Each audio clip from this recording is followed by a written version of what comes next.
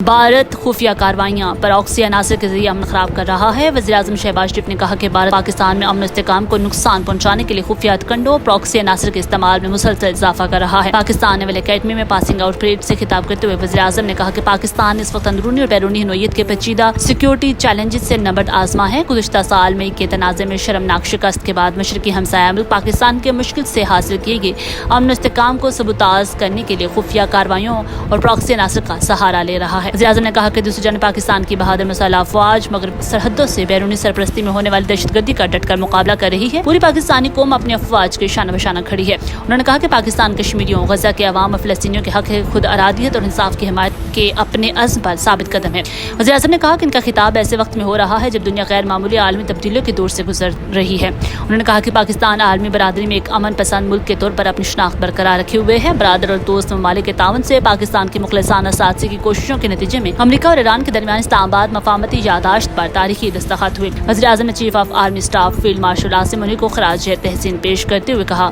उन्होंने तमाम फरीकों को अमन और हमआहंगी की राह पर लाने के लिए अनथक कोशिश की। उन्होंने ईरानी सदर मसूद पज़ेश्कियान के अहलिया दौरा पाकिस्तान का जिक्र करते हुए कहा कि ये दौरा पाकिस्तान और ईरान के मजबूत बरादराना ताल्लुकात का मुअज़्ज़र है। उन्हें के साथ साथ खित्ते में अमन के फ़रोग़ के लिए पाकिस्तान के अहम किरदार का एतराफ़ भी है।